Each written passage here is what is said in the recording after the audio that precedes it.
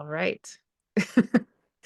Okay, so hello and welcome to another day in our amazing Superconductors of Love Summit. And again, I'm Martha Alter Hines, and I'm here with Kaylin Castell, and we're super happy to have today's speaker, who is Gary Caton. And Gary and Kaylin have known each other a long time, so Kaylin's going to officially introduce him in a minute. But I got to meet Gary in the last couple of months, and instantaneous, we hit it off, and instantaneous, we had so many things to talk about. So I'm really, really excited and happy to have you here, Gary. Um, and I'm gonna say, so today is the day that this video is being shared with all of you. It happens to be March 14th, 2025. And on today, Mercury is going retrograde. And it also happens to be Pi Day and the birthday of Einstein and all these things. And it's just so perfect. So perfect. And we're going to get into some of why that is so perfect. But Gary, among other things, has written an entire book on Mercury and is a real expert in the Mercury cycle. And so we get to hear from Gary's wisdom today in the middle of this amazing summit. And I can't wait. Yay. And so I'll just say that when Martha and I were starting to brainstorm, heartstorm, whatever you want to call it, about this summit, I thought about Gary and that the whole Mercury thing, because he's written a brilliant book on Mercury, and just also we met. I think the first time we met in person was in 2012, which was, its own whole amazing kind of energy or supposed energy, or we don't really know necessarily. But anyway, but it was at the UAC conference in New Orleans. And I went to a talk that he did, and he asked about what the opening lines of the emerald tablets were, the hermetic emerald tablets, and I knew I was able to say what they were, and Gary was like very impressed. Yes. Yes. And That's so, probably and so for those the of you who don't know, it is that which is above is the same as that which is below, and that which is below is the same as that which is above in the accomplishment of the miracle of one thing. So it's a very cool statement. I love that just so much. It's just such a fun thing, and it's all about the alchemy and so on. So then we met at a couple of other events, live events, and so Gary's just been in the field, and his always every presentation, everything I've ever participated in has been amazing. So I'm very excited about what you have to share with us today, Gary, and thank you for being here, and just thank you for being a good human. Mm. Yeah, you're welcome. Yeah, thank you. And thank you for making it easy for me to say yes, because I feel exactly the same every time I mean, not only was Kaylin like the only one who answered my trick question.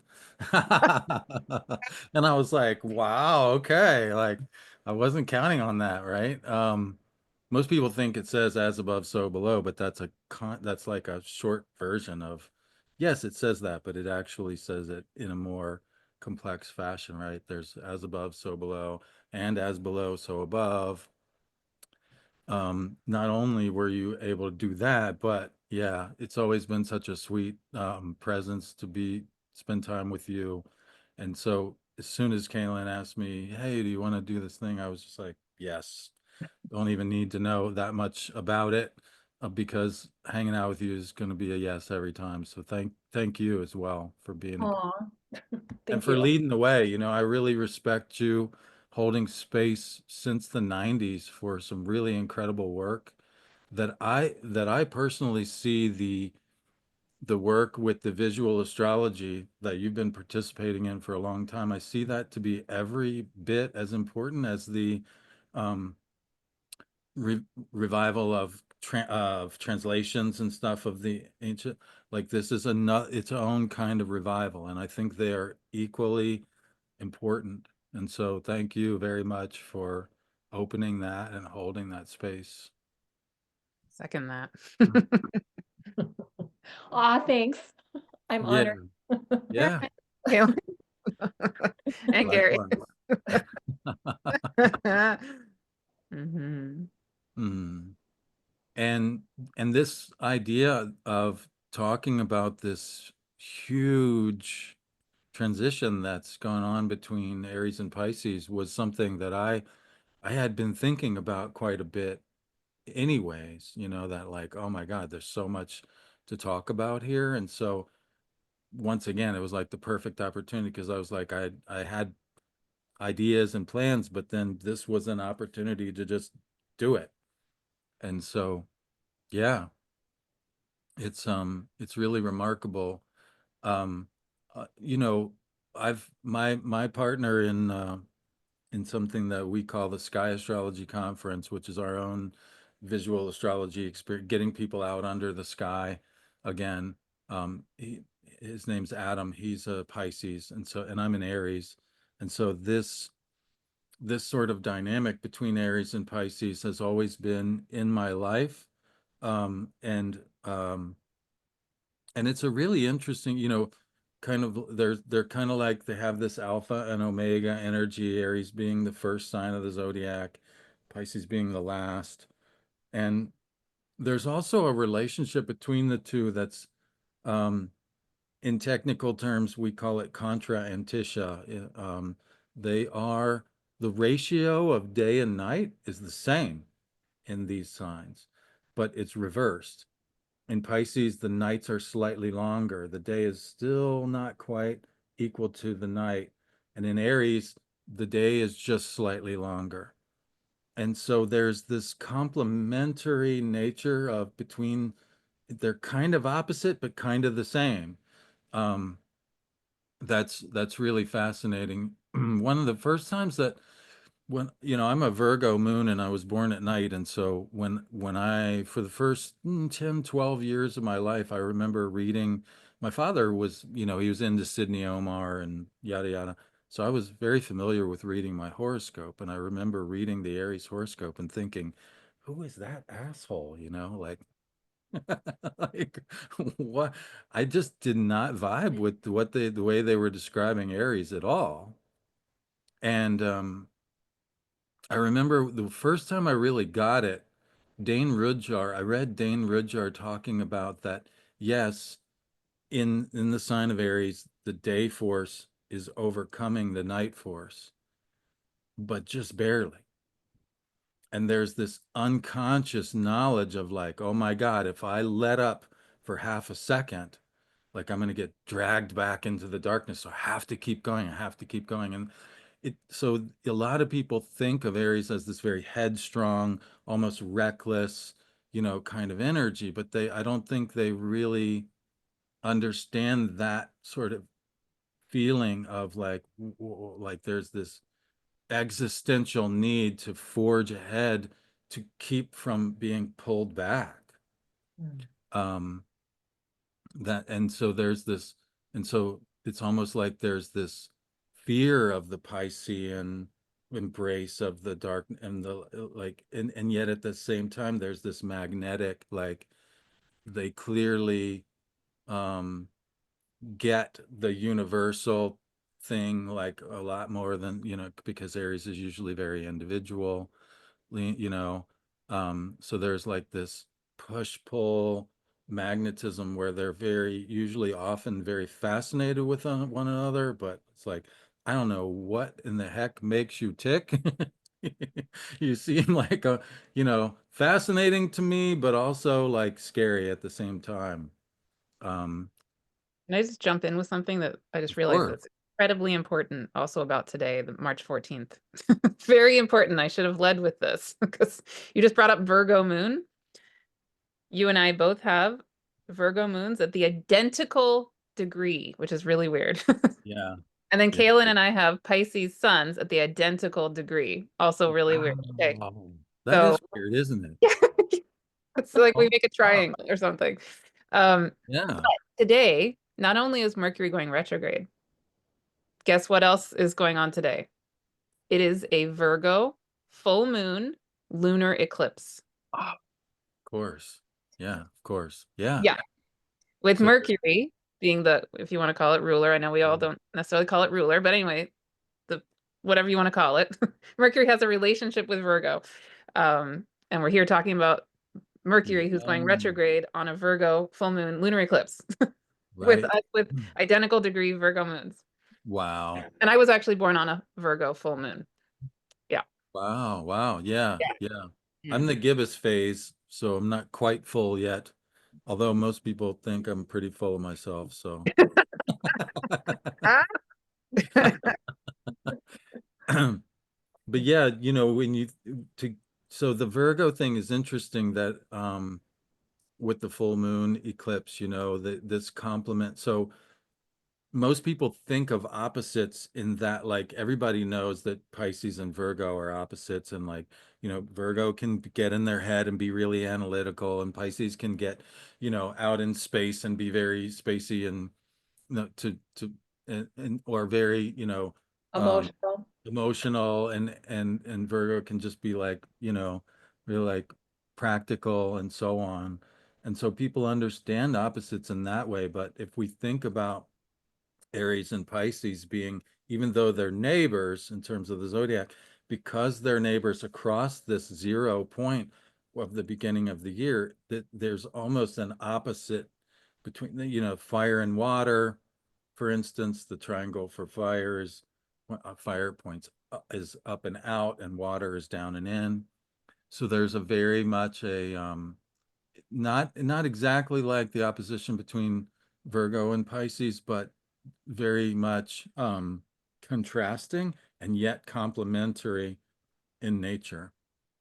And then I'm just going to throw in also that all three of us have Venus in Aries. So Mm, we have yeah. Kaylin and I have matching Pisces suns. You and I have exactly matching Virgo moons. And then all three of us have Aries Venuses. Yeah. So actually, Martha and I live the Aries Mhm, Pisces mhm, experience. mhm. Yeah. And Mm. then Gary, you were saying that, and you were working with Adam, who I also know, and who's got the Pisces thing. And so it's like you worked with it, Yeah. have Yeah, I've experienced had it. a lot of experiences with Pisces people, um, who, yeah, have been like really great friends, or and I always wondered, like, why is that, and then because as a beginning astrologer, right, you don't necessarily see, like, Aries and Pisces seem very different and not necessarily related, but there is this relationship across the equinox there that kind of makes them sort of have this magnetism with one another. And you see it show up in mythology, in stories like Jason and the Argonauts. Jason was this great hero who went in search of the golden fleece, right? Um, but the reason he went in search of the golden fleece is because he was the heir to the throne, and he had this evil uncle who, usurped the throne from him. So there's like this sort of mm, Neptunian, if you will, of like this deceitful thing going on. And then he has to go in this boat, right? So he's this hero, this Aries hero, but he goes in a boat. So there's this Piscean theme. He goes on this boat to the ends of the earth in search of the golden fleece. And one of the heroes that accompanies him on this journey is Orpheus, who is this poet and this bard who sings so wonderfully. He can like put monsters to sleep, and or get, so there's this, you see this complement between the Aries and the Pisces, even in the crew of the Argo, and so there's this group of heroes, and they get together and they go on this epic journey. It's a very Aries adventure. But then what's interesting is they get to the place where the golden fleece is by virtue of their heroic nature alone. But they can't actually get the golden fleece without the help of the feminine, because the person who actually helps Jason secure the golden fleece is Medea, the priestess, sorceress, depending on how you look at that, um, who has this knowledge of like herbs and potions and is able to help him overcome the dragon and the fire breathing bulls and all of these barriers that are in the way of actually securing the golden fleece. So it's I think it's a really interesting commentary on basic Jungian psychology, right? Jungian psychology tells you, like, in order to be whole, we have to balance the masculine and feminine forces within us. And so that's this Aries Pisces, like there's this very masculine, forward, like adventurous part of us, and there's this very soft, yielding, loving, peaceful part of us that wants to merge with everything. And it's only through the union of these two natures that we can get to the goal with the yang, you know, heroic nature, but actually getting the goal, it requires this balance with the feminine, with the Aries, with the Pisces. That is such a great story, and I love how it's like that whole Aries Pisces, it's like summed up in this story. It's such a beautiful, Yeah. oh, so good. And can Yeah. I Say throw less. in for context for everybody, that today, as Mercury is going retrograde, it's going retrograde at 10, Kaylin, 10:50 Aries. Have Uh, it Actually, I think it's 9:35. Venus is 9:30. retrograde at That's 10:50. So yeah, you're just remembering, and that's just yeah, it just happened like 2 weeks before when okay. Venus went retrograde. Nice. Yeah. I'll just actually even share. So here's the chart of the full. It's not anyway. The full moon today is going to be exact at 24 of Virgo. And then here's Mercury about, it's stationing retrograde And at the that's not just any lunar eclipse either, but as you can see, there's only a degree separating the moon there with the south node. Yes. That's Yes. a total lunar eclipse. That's a blood moon. Yes. Yeah. Super powerful. Super Yes. powerful. Super, With super, also super Neptune powerful. right there and Mhm. Saturn right there. It's like there's a whole Pisces party going on.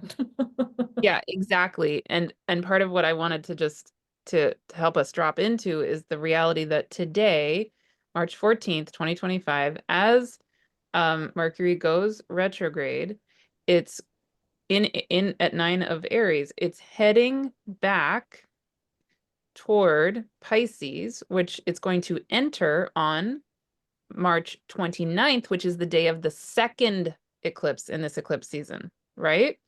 And it's going to make a conjunction on March 29th, the day of the solar eclipse. Is going to make a conjunction with Neptune at 29:59 Pisces. Wow. Just a few hours before Neptune makes its first entrance into Aries. So hello, it's kind of a Yeah. big deal, right? So it's It's like they're having this crossing Mhm, point where mhm. they're actually meeting on the Pisces side as Neptune's getting ready to go into the Aries side. So amazing. It's just like Mercury high magic passing for the sure. Aries codes to Neptune, saying, "Hey, you might need these where you're going." Yeah. Totally. Yeah, exactly. And actually, interestingly, so where Mercury is going uh retrograde at 9 of Aries also happens to be the exact degree of the upcoming solar eclipse we're having on March 29th at 9 degrees of Aries. Right? Yeah. So today, as Mercury goes retrograde, I mean, it's at this very potent place, Yeah. holding the space of this eclipse dance that's going on right now. I love what you're doing there because it shows the fluidity of this art and the fluidity of time and the fluidity of these astrological concepts. One of the main things that I did in my book about Mercury is that I tried to show people that it's not just like where Mercury, like your birth chart is a snapshot. It's a moment in time that's Yes. like frozen. Mm. And yes, like there's a lot there, and yes, your Mercury is at a particular degree in a particular house, but your Mercury came from here, wasn't there at that moment, and then it went here. It's in this fluid process of going from one place and coming to another. It never stopped. Yeah, it never actually stopped. You And you I arrived, but it never stopped. Yeah, And I exactly. like to think that the moment of birth is, it's like that's the imprint on the Mm. physical body that you then carry into that life. So that's why it's important. And basically you chose that moment. We could imagine that you chose that moment somehow to be born at that time. And then we have all these other moments that we can look at, like we're talking about when Mercury stations direct, when there's an eclipse, when there's this and that. There's all these other moments that may be activating us personally, but it's definitely activating us collectively. And Yeah, it's all movement. Like we live in movement. We don't live in like literally the solar our solar system doesn't like stop in time. Like it doesn't yeah, jump. It's constant motion. yeah. Yeah. Not only that, like the electrons, we don't know where they are. Mm, mm, mm, Like if you think about it in terms of quantum reality, mm, we actually don't know until we get out the thing to measure it. It doesn't it doesn't actually it's not here and it's not there until we decide to measure it, and then whoop, now it's somewhere. mm. And so that idea of understanding things in a more flowing nature, I mean, that's very Pisces. Um, and that it's the act of measuring, it's the act of like the analytical discursive mind just sort of grasping something that makes it appear the way it does. Mm, When if we're not grasping, if we're not it's free to be whatever. mm. And so there's that sort of Virgo Pisces part in a way. It's kind of Aries Pisces too, because the grasping is an act of will. It's Mm. like I'm going to go on a voyage for the golden fleece, not for, the apples or any other, but that one thing. That's an act of will, and it's a decision. Um, so yeah, and it's really interesting because it's a very standard, well, not standard, but it's a very advanced actually. But when there's an eclipse, for instance, after the eclipse, astrologers will look when planets cross that degree and they'll say, this planet crossing that degree is reactivating the eclipse. But what you've pointed out is that the eclipse degree actually gets pre-activated. Which I love. And that's a common thing that people think about with Mercury retrograde. And unfortunately, they do it in a way that I don't particularly care for because it's misleading. This idea of the so-called shadow, you know.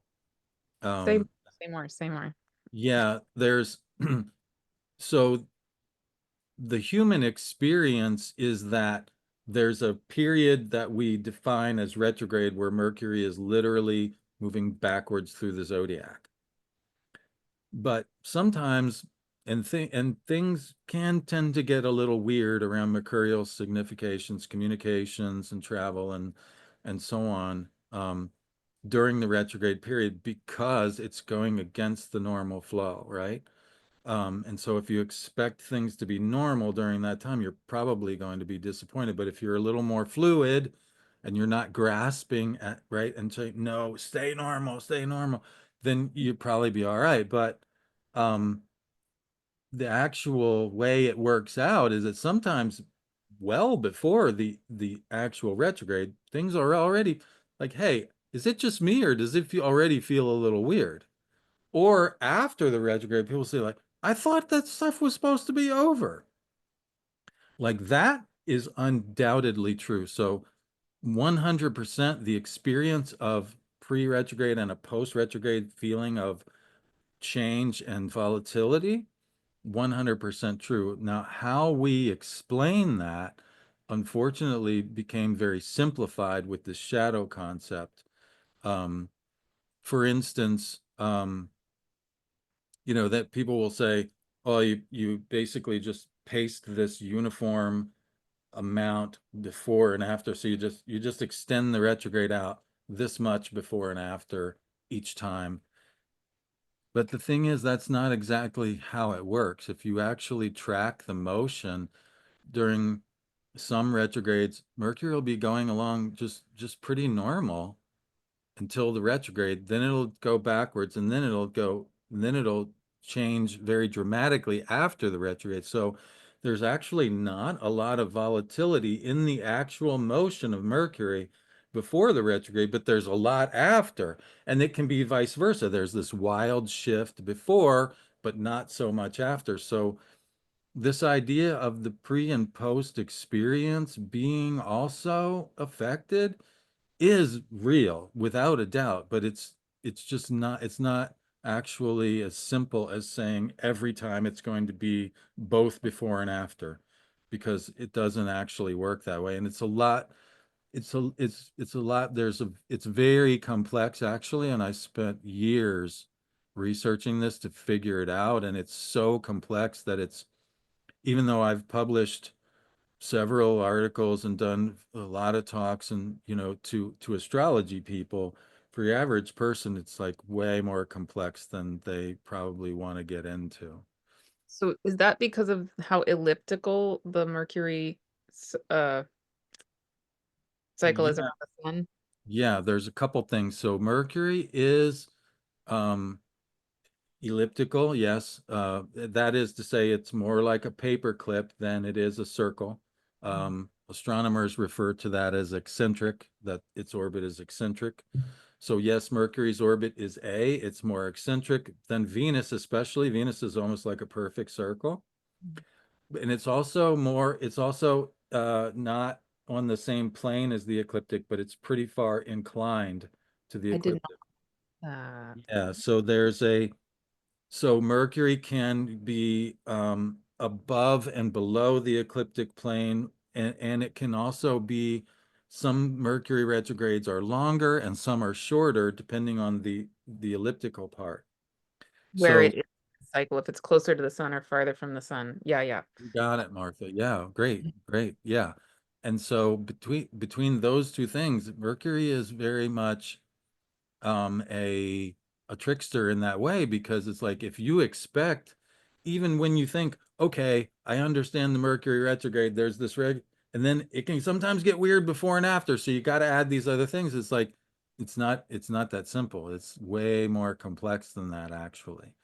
And here's the thing at the end, like you don't even need to understand the complexity to just know that, yeah, like number one, retrograde motion signifies something that's going against the normal flow, right? So if you just loosen up your expectations and allow a little bit more elasticity, then you're going to be fine. You just go with the flow. Like it's a very Piscean, right? And if you think about it, Mercury as the ruler of Virgo, we oftentimes we want things to be very discreet and and so on. And like, you show up at this time and we're going to go through in this agenda in this order, everything. It just doesn't always work that way during Mercury retrograde. Like it's actually the opposite of Virgo is Pisces. Like, no, we're just going to flow with it.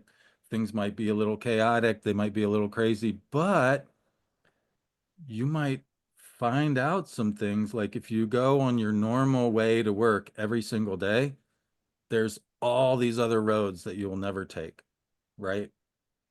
If there's a detour, it's a pain in the butt, but you're going to have the opportunity to see things you would never see without that detour, you know? And so that's kind of the idea, is that during the retrograde, there's this, you step out, there's this step outside of normal, and stepping outside of normal can be really healthy and really valuable and really um, revealing in a lot of ways. There's there's this mixture between, in alchemical terms we would talk about the fixed and the volatile. So there's this mixture between like um, this, solid, stable sort of, like day-to-day reality. We like repeatability, like especially children, it's very healthy for children to have a routine and predictability. But even for adults, like most people prefer some amount of predictability, some amount of routine. And when we get thrown out of that, we get grumpy and complain and whatever.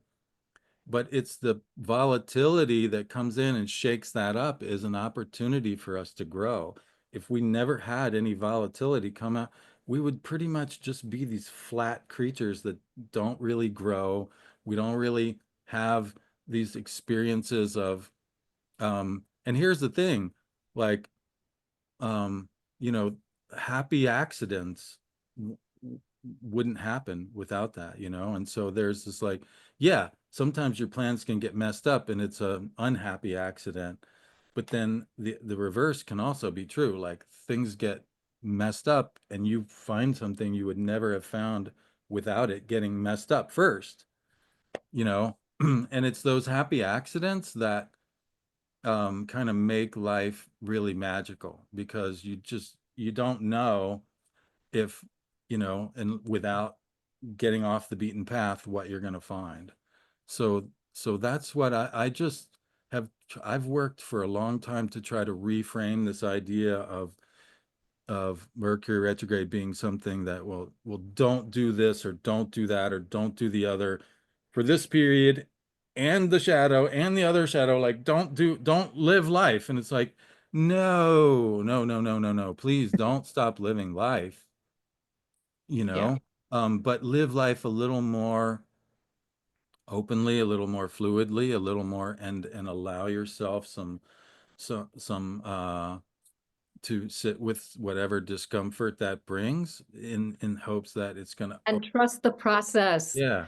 Trust what's happening is to actually happening for you, and and something magical. And because Mercury is so connected to magical energy as well. So if we can trust it, then we can have magical things. So Gary, I love everything you've just shared. It's so good. And really, really curious about how you see this dance of the Mercury retrograde starting off in Aries and ending up in Pisces and then going back to Aries. And what does that mean and how can we work with it? exactly. And Right. can I just Yeah. add in before that's exactly where I wanted to go next time. But can I just throw in some science-y stuff from NASA? Because Of I think this is course. so friggin' cool. Seriously. This about Mercury, I think it's so important to really feel what it is that Mercury does in its journey, right, around the sun. And you know Mhm. way more about both of you, way more than I do, but um in my astrology course this year when I was teaching, I went and researched on NASA and I was like, "What? This is so amazing. Oh my God." So so I'll just read what's on the NASA website and people can explore more and you guys can jump in with other things.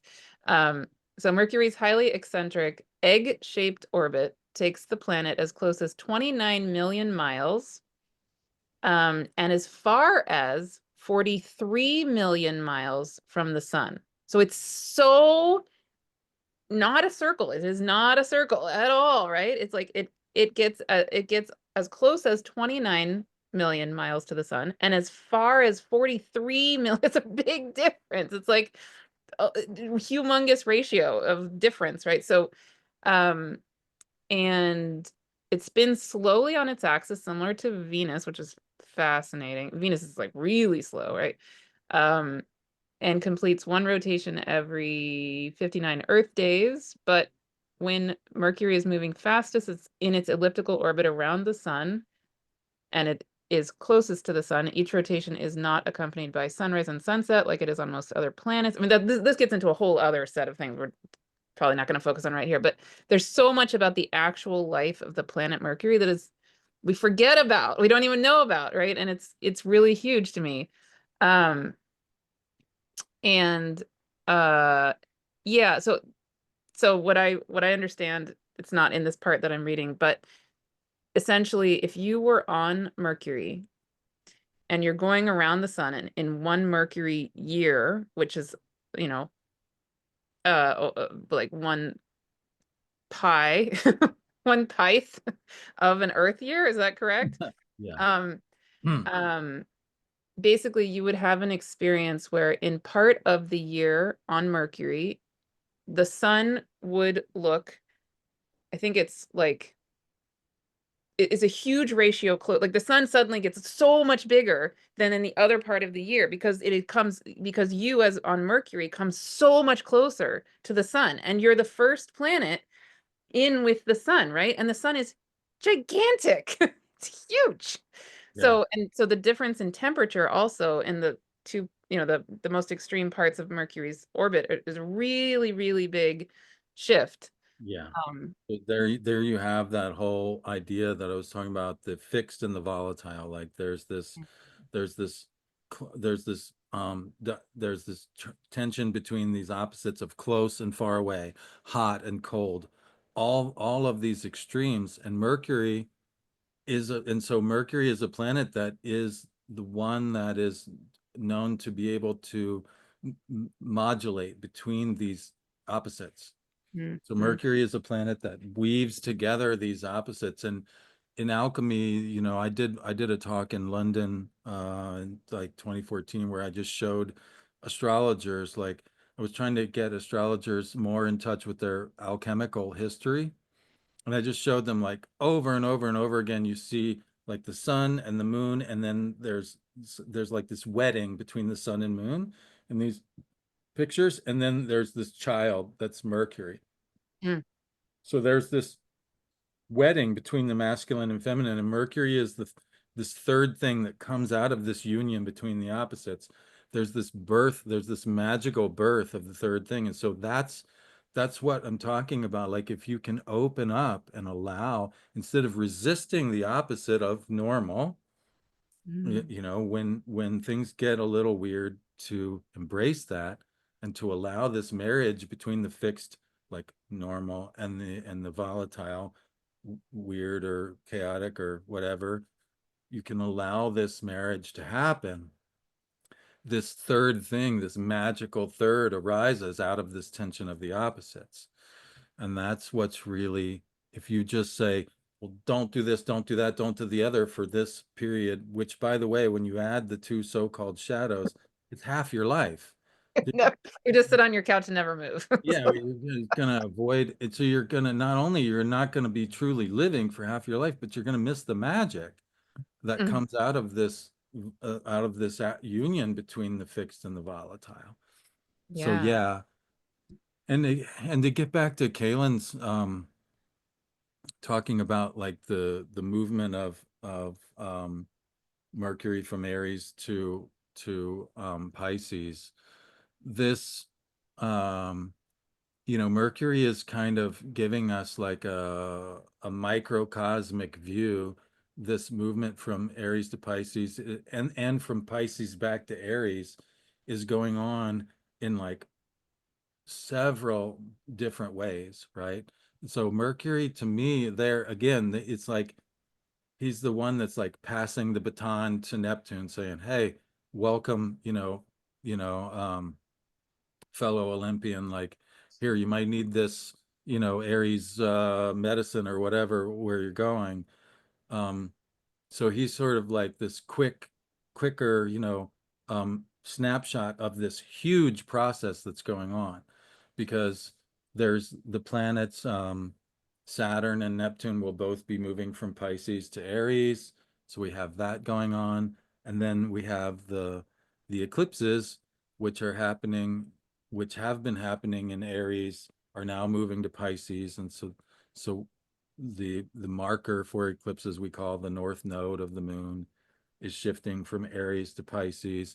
And the Venus cycle, which has been in Aries for quite a while, so what popularly is known in astrology circles as the Venus star point, the place where the Venus and the sun come together, is shifting from Aries to Pisces. So we have this there's massive shift from Pisces to Aries and from Aries to Pisces. And this being the foundational point of the astrological new year, this is huge. This is absolutely huge, and I think it points back to that, idea of Jason and Orpheus and Jason and Medea, like that this shift between these two is calling us to remember how to balance them and how to bring them together and out of this, because it would be easy to say, oh, um, it seems like no matter what happens in the world these days for the last, I don't know how long, instantly, like, and I mean instantly, whatever happens, people divide into two camps about it.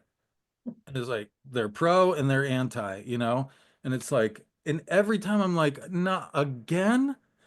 Like, really, we're gonna choose sides on yet another thing? Like, I'm just like, man, dude, I'm so tired of that. Because it's like, how can we ever have this marriage and this magical third that comes about, this dividing into opposite camps on everything, is the anti of the sacred marriage. And it require and so that instant division into opposite camps requires avoiding that requires us to be comfortable with the fact that there's these two powerful opposites. And rather than getting sucked into pro or anti or whatever, and just gravitating instantly towards one or the other, to actually sit with the tension of these two really opposite things and like, I don't know, there's some truth here and there's some truth here, and which, by the way, would get you branded as evil if you're not, in some circles, like just acknowledging that there's two sides, right? um but that's what's necessary, like being able to hold that tension, um first of all, you know, and then imagine being like Mercury and being like, hey, I can do with one, I can do the other. I can slide from Aries and just whoop, here you go, Neptune. Here's the Aries baton. Come back into Pisces and bring something from there back into Aries. I can be comfortable in either, with the sun huge in the sky. I'm comfortable with the sun tiny and small in the sky. I can do it all because I've never lost my ability to flow and move. I'm always I'm not this captured, measured thing that's been like just put. I'm the immeasurable potentiality of all of it. Mm. It might have So sounded a little bit like a rant, but yeah. no, that was great. So then uh con even though Pisces and Aries sit side by side, they're very different ones, water ones, fire, masculine, feminine, all those differences. But what would you imagine is that intersection point, or that how they come together, and I've been thinking about this a lot, so I'm just very curious to see what your thoughts. Yeah, I mean, so water and fire as elements are very opposite, but they're very similar in the sense that, like, if you think about air and earth, so fire is like the least dense. Fire wants to go to the limits, whereas air kind of just hangs out right above, and it doesn't necessarily have the extreme nature. And it's kind of the same with earth and water. Like, earth is kind of stable and water is pretty volatile. And so the thing that earth and water shares, they are the two most volatile elements. They are, um, water seeks the lowest place, and fire seeks the highest place. So they have this tendency to catalyze movement.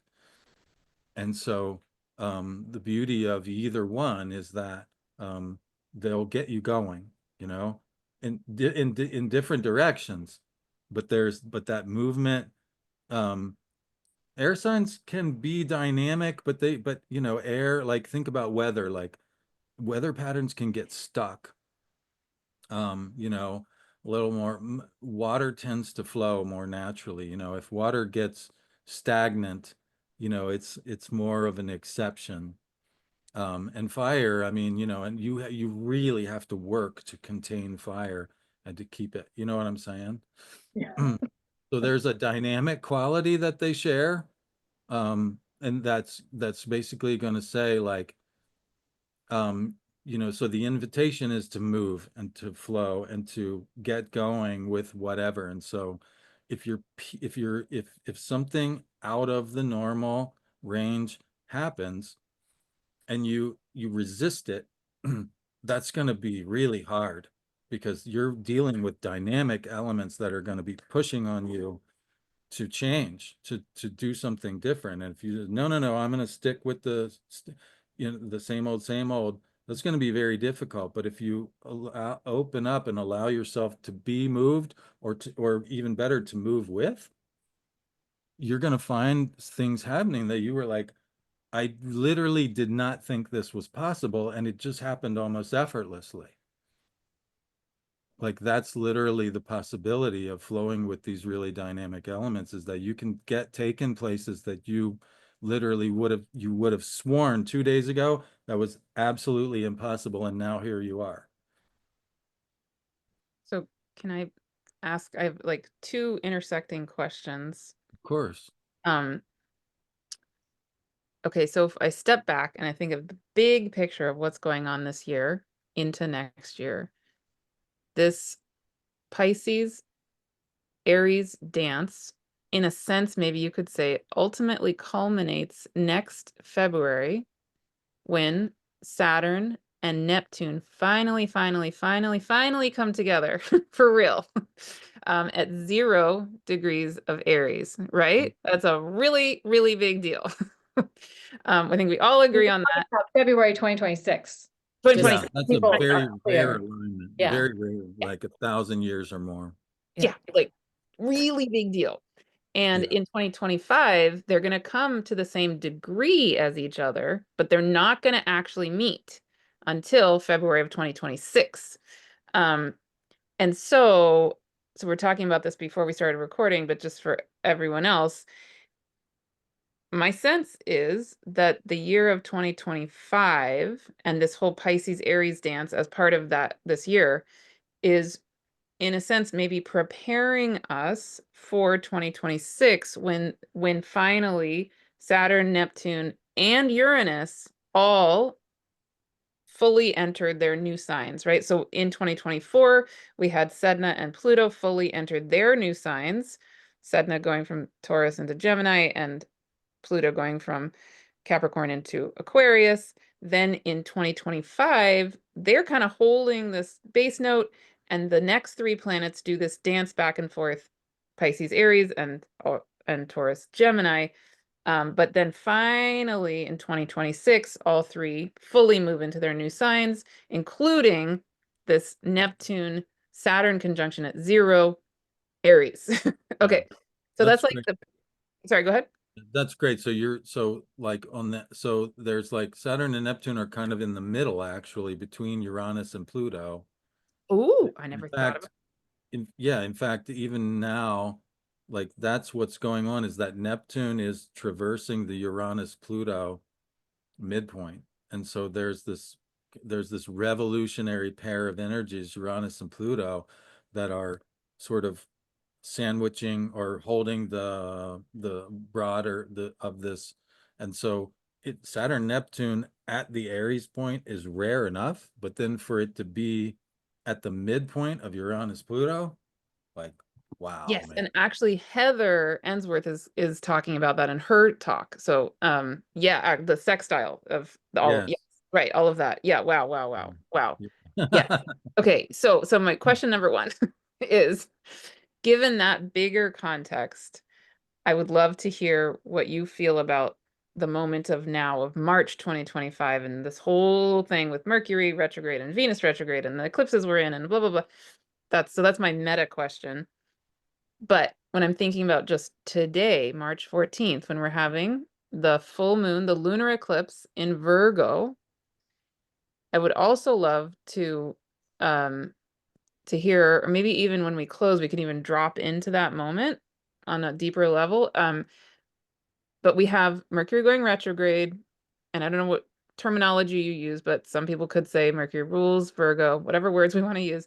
Mercury is associated with Virgo. And More than one way. Mercury is associated as being the domicile ruler of Virgo. That is,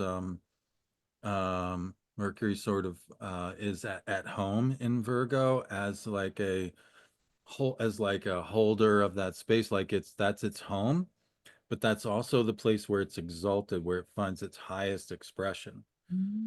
So there's a couple different ways that Mercury is associated with Virgo. Yeah.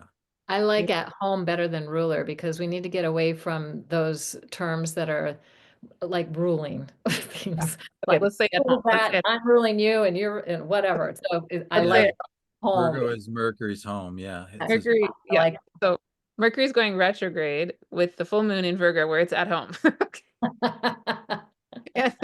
Yeah. And so it doesn't, it's something I don't want to overlook as we're as we're sitting here on this day with this thing going on.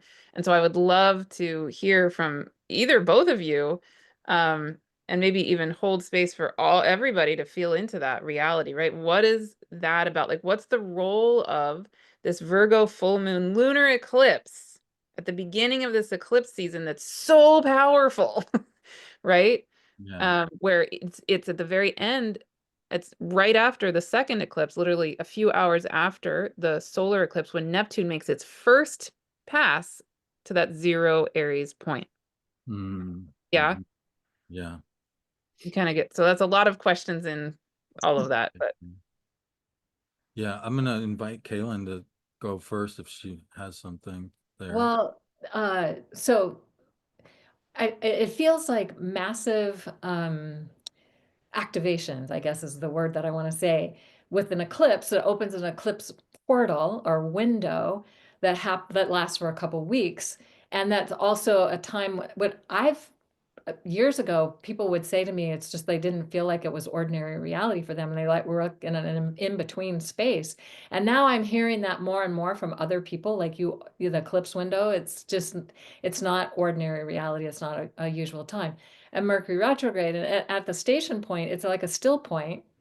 So it's not here or there. It's neither going or coming or moving or whatever. It's at a still point with an eclipse that opens this window. And this whole possibility, I think it's just opening up a possibility for collectively, for all of us to have some kind of new experience. And when we have a total lunar eclipse, the shadow of the earth is on the face of the moon. So we're looking at our own shadow. So that's also opening That's up the then eclipse fully illuminated. Our shadow is completely illuminated. Whoa. completely illuminated. I know. And so it feels like a wow moment to me in terms of we don't know what's going to happen, but we can show up with our intention and our presence and our love and just keep filling the world with love because that's what's going to change everything.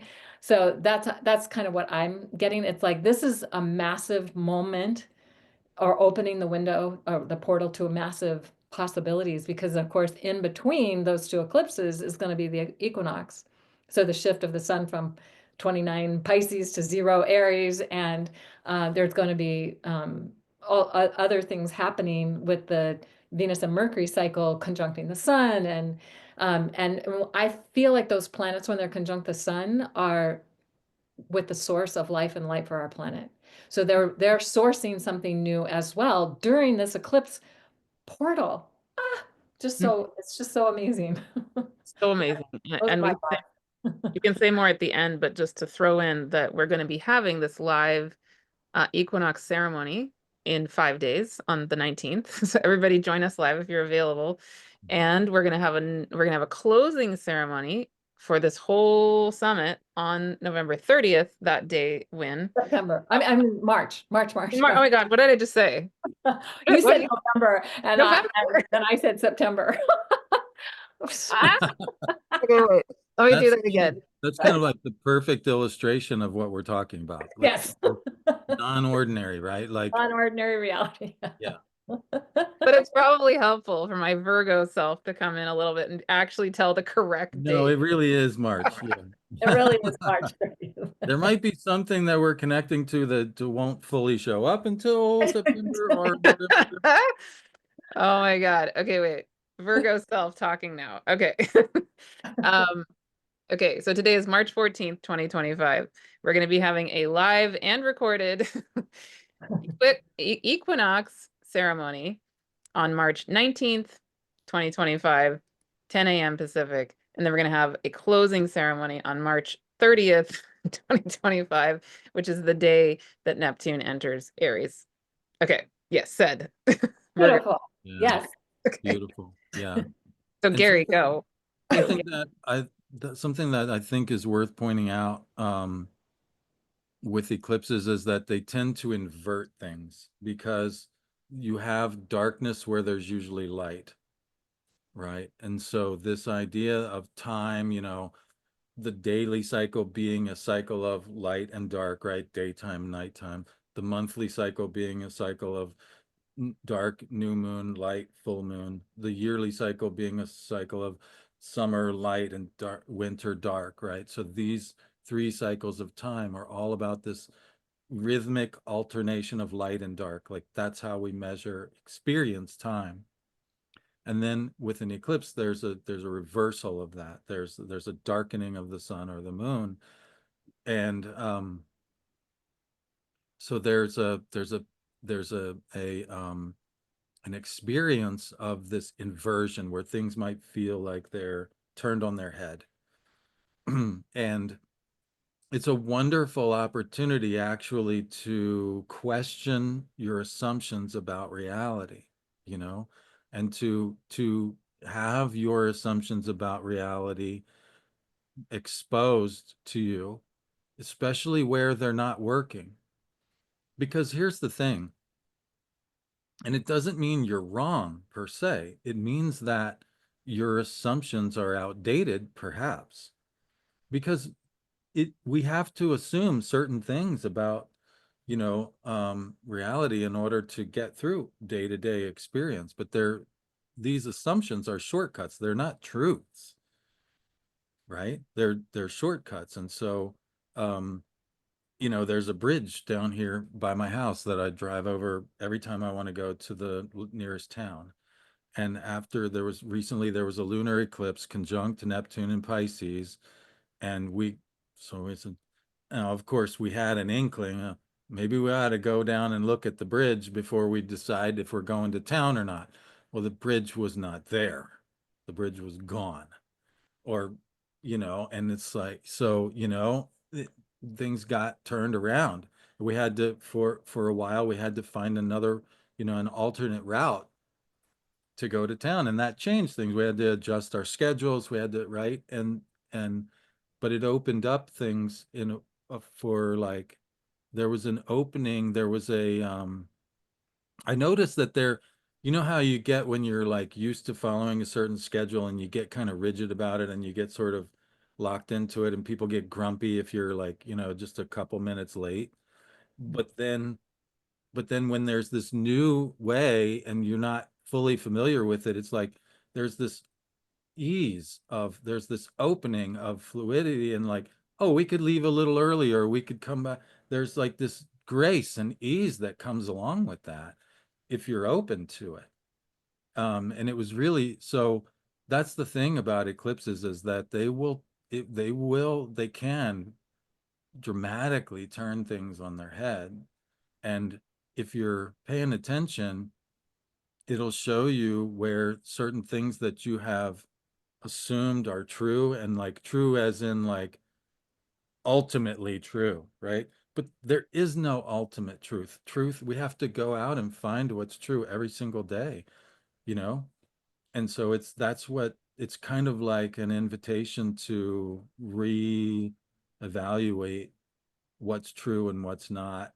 And not in the sense of right and wrong, or who's in the camp that's right and who's in the camp that's wrong, but in the sense of like what's actually working, and gonna get you where you want to go, you know?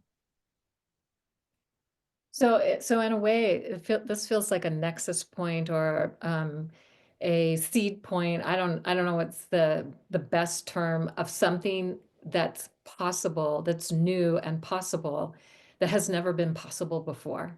Yes. Mm, mm, This mm. time of this equinox, these eclipses, these retrogrades, these shifts of the planets into new and different signs, and it's all culminating right together around the March equinox.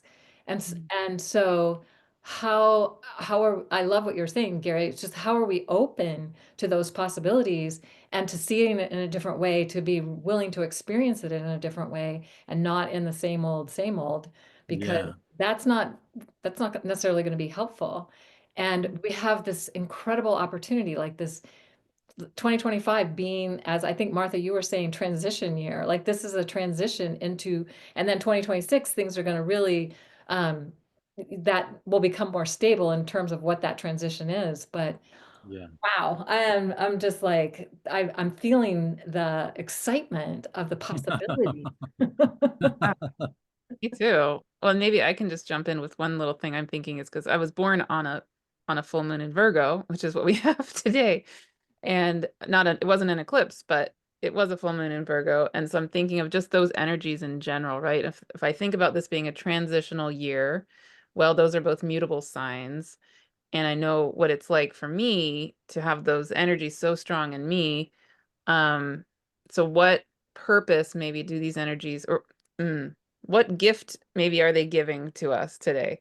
Mm. What one thing I feel in that is a really strong ability to go with the flow, to move, to be both earth and ether and do the dance of the two. And um, I mean, I've had people say to me, "Oh, you have your sun in Pisces and your moon in Virgo. They must fight with each other."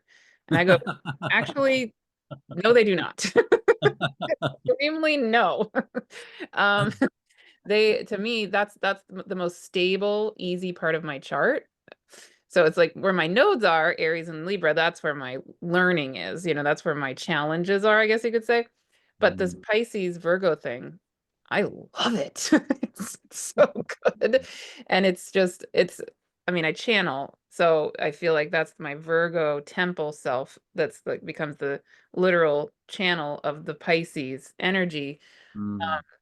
And I can, Boundaries, the container for the water has no shape of its own. Earth provides the container for the yes, water, right? They're very complementary elements, actually. And that's really good point, Martha, that all oppositions in astrology are made up of complementary elements. yes, They're yeah. they are absolutely, they're as compatible as the two elements in a sextile. Mm, mm, mm, mm, mm. Mhm. It's And just that we this, can think about that they resonate. So there's a resonance between Virgo and Pisces. There's a resonance between all the signs that are opposite. They're not opposed to each other. They're resonating with the different sides of that. And there's a place that that can all come together, but it's not in opposition. It's resonating. Mhm. Yeah, Yeah. I love it. Yeah.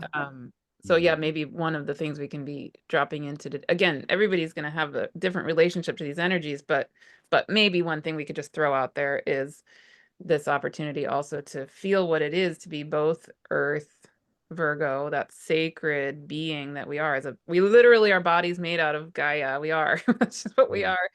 And we are ether. We are spirit, and we're both integrated as one. We breathe. We're breathing. We're living, breathing, moving Earth, Gaia, spirit beings. Like that's to me, that's Pisces Virgo dance. Oh, beautiful. Yeah, Mm. I love it. Yeah. Um, Mm.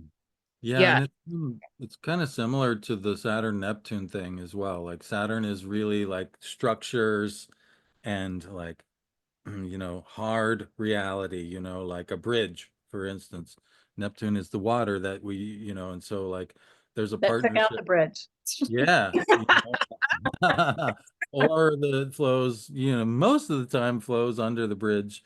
Um, and provides the beautiful reflections and the beautiful, opportunities for recreation. I mean, it's a really interesting place, that bridge. There's a store there, and there's a place where people get their kayaks in and out of the river. And usually and there's the bike trail goes by there. Usually it's a wonderful place, but at that one juncture, it became this focus of this tremendously contrast between the earth and water. But yeah, we need structure, we need limits, we need discipline, we need those things.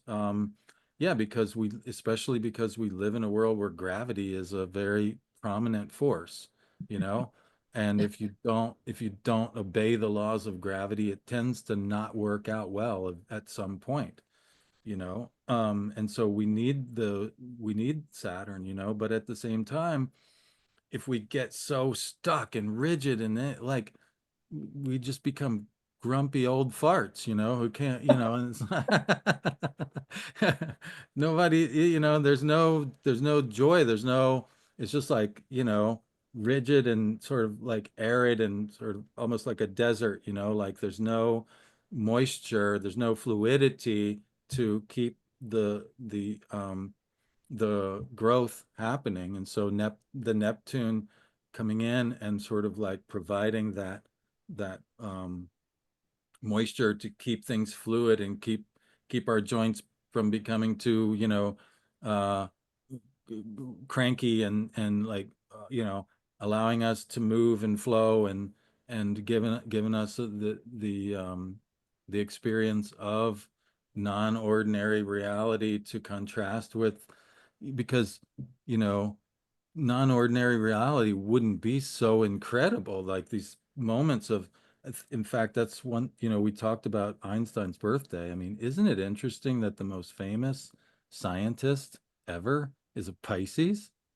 I love it. Wouldn't, yeah, you wouldn't get, and he said imagination is more important than, like, and here's a guy who's known for his equation, right? Which is like, feels like very Virgo.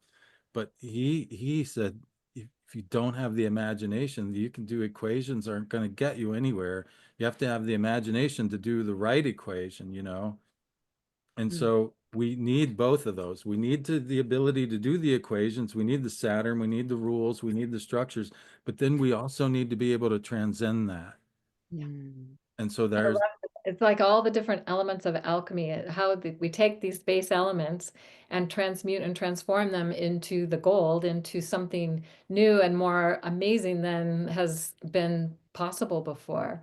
yeah, So yeah, I yeah, love this, and just to keep reminding ourselves that this, especially now today, with Mercury and the eclipse and all the things that's coming after that, is this great possibility of alchemy if we're willing to be a part of it. And even if we're not, it probably will happen anyway, but it'll be much more fun if we can be a part of it and we can help be co-creators with the magic that's possible at this time. And mm, that magical third thing that Gary is talking about, Yeah. right? yeah, That's the super magical exciting. third. I Yeah, love. Yeah. yeah, So yeah. I'm So wondering if there's any final thoughts you have, Gary, that you'd want to share, and then also if there's anything you want people to know about you and how they can contact you and that sort of thing. Yeah, yeah, can I sure, suggest a final or one final thought? sure. I would still love to hear as a closing thing, but if you have any other final thoughts, also go for it. Just I would love to hear your perspective on the Saturn Neptune conjunction at zero Aries that's coming next year, next, Right, right? right. Like, So what is that to So you? yeah, one of the things that I always do is like, okay, what happened the last time? Like it's pretty, I learned that like way back in the 90s when I was going to astrology talks and seeing older astrologers, and they would say, well, this time we had this, so therefore we can expect this. Um it's a pretty standard procedure. And the thing is, if you like, there's very few instances, if we're talking about, you know, Saturn, Neptune within like the first few degrees of Aries. This is a very rare occurrence. The only ones that I could find were, there was one in 555 CE, so that's, or AD as we used to call, I think it's The current era. current era, right?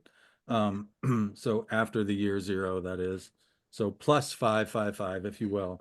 This was around the territorial zenith of the Byzantine Empire.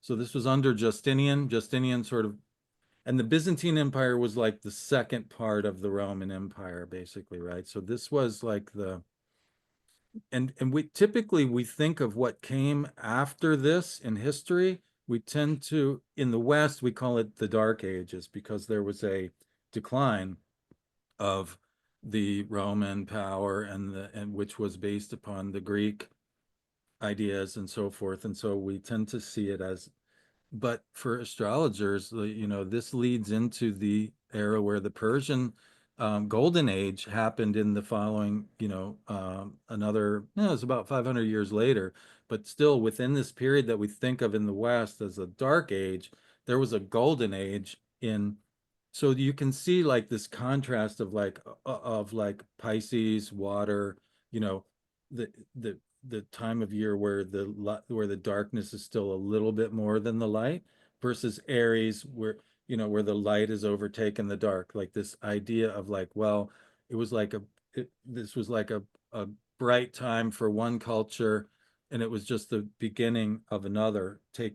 So there was this nexus of cultural mix of transfer. There's a cultural transfer that was happening essentially, and you wouldn't necessarily have known it at the time, but we can see that in hindsight and kind of, and maybe we can now know, we can actually experience a sort of cultural transfer happening because we know that it happened in historical, right? So we can begin to look around and go, I wonder if something's shifting here, right? And begin to get an idea.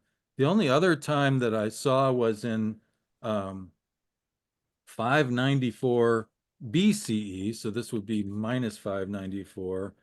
Um, there was this dude named Solon of Athens who was a political reformer, and he sort of changed a lot of things like between the aristocracy and the plebeians, the regular people, and made them the government more inclusive. And so it seemed to be like a sort of beginning point for democracy in Athens, which of course democracy in Athens is kind of like the seed point of democracy in the world.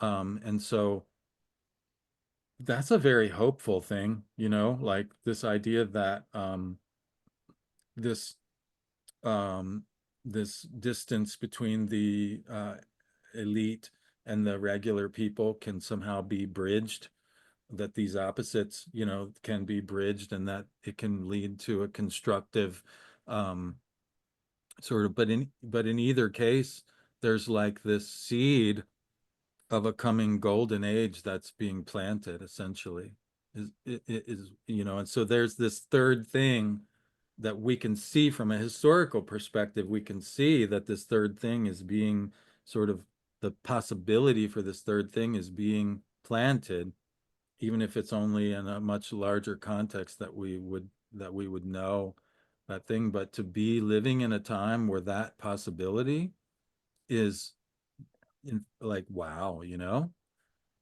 yeah, and to see it happening before our eyes, and to be, and to actually be a part of it, you know, to consciously be willing to say, you know, I'm going to open up to the idea of that, these two opposite things, that I don't have to, you know, instantly choose a side, that I can hold space for both of these things, and that from that something bigger can emerge. Like, wow, that's pretty incredible. It's a pretty And incredible time to be alive. exactly. And to throw in this, the reality that the motion of the cosmos is cyclical, or even spiral-ish or whatever. You know, it does not go in linear. Very few things in real life don't go in a linear way, right? And so I think we can many of us can get impatient where we want the end goal to be here now, and there is no real end goal, but we are in this process. And this year of 2025 feels so much about maybe releasing into the moment of where we are in the process, as opposed to getting fixated on, oh, in that moment of XYZ, then suddenly Are we I there yet? Are we there yet? Are we there yet? that, We sound that, like kids in a car. When are we gonna get there? What, are we there right, yet? right, right. And maybe that's part of I don't know, the opportunity or the wisdom we have right now is to just Maybe the relax. destination is not even the point, you know, the Yeah, journey is the, exactly. yeah, Mhm. yeah. So anything you want to share with us, Gary, about you and how people can get in touch with you? And we'll, Right. of course, we'll make sure that's also in the show notes and so Yeah. on. Yeah. So, dreamastrologer.com is my website. You can find links to my podcast, my YouTube, I share my astrophotography on Instagram and Facebook. I have a X account, but it's mostly like I do crypto research on there actually. So, but I'm on X if you want to connect on there too. Um, and yeah, I'm going to be over in Spain actually. I'll be in Spain at the time when this is um, going live. I have there's a astro community over there that's sort of embraced me, and so I'll be traveling over in Spain, and I'm hoping, Kaylin, are you going to go back to Callanish next year or Probably in 2026. in 26? Okay, yeah, I'm hoping maybe to get over to Callanish in July for the standstill For the because summer. I've Yeah. yet to be there. You've been there plenty of times, um, so it's going to be kind of a ninth house year for me. Um, and yeah, I'm looking forward to. Oh, I have a Substack now also. Like there's a link on my homepage too for the Substack. So there's a lot of different ways to follow my work in all of that, and it'll be great to hear from people. And to I would love to hear, more about how people are experiencing this time and how they've opened up to like new possibilities that they didn't think were possible before, and to hear about the miracles that come out of this. It's like I to me that's always like so humbling to hear, when I hear people's stories about like things that I shared with them that might be possible, like looking at your chart, this might be possible, and then it happens, and they're like, wow, how did you know that? But for me, it's like, forget how I knew about it. Like, isn't it great that you're having this experience, so I always love hearing Aware people. enough to be able to co-create that experience, Exactly. the energies Exactly. that were You present. you Yes. listened and you lived it. Like it Yeah. was just a possibility when I said it, but here you are living it. Isn't that incredible? So and that's always like that's what keeps me going as an astrologer, to know that um you can make a difference in people's lives, and so I invite people to like just share their stories of how magical, mystical, non-ordinary things are happening in their lives. I think the more like that's the news channel that I want to tune into at night. I don't want to hear the world news. I want to hear the people news. And the other Uh, thing is when we focus on and celebrate the miracles that are happening, more miracles will happen. Yeah, Yeah, that's definitely share it. We'll probably have a Facebook page where people can share those things, is what I'm yeah, getting. and wonderful. there's a free community here. You can also comment on the video itself. But yes, yes. Yeah. By the So, time this goes so live, it'll all be let's organized. so just the quickly, if we request miracles and Mhm. then we expect miracles, then we accept the miracles that come, we will generate more and more miracles. So Wow. that's our opportunity at this time, is to request, Galen, the miracle expect, machine. accept it. Well, and the superconductors of love, it's the same thing. We can also be superconductors of miracles. Yay. All Because right. love Yeah, is a miracle in and of Right, there you it itself. go. really is. It Yeah, really is. literally, literally. Oh, I Wow. love this so much. This has been so, Incredible. so great. Gary, thank you so much Thank for you so being here. much yeah, it's wonderful to be here. I'm really honored. And yeah, I feel so jazzed for all the miracles that are coming. Sounds Yes, incredible. Yeah. Yeah. Thank you yes. for being Here's to our, miracles. yeah. Yay. Thank you for being our miracle Pi Day Virgo lunar eclipse Mercury retrograde honored being today. Oh, wow. That was You're so welcome. good. Thank you. Yeah. Thank you, universe. Yes. Thank you, Mother, Father, God. Thank you. Thank you. Yeah. Bye. Bye, everybody.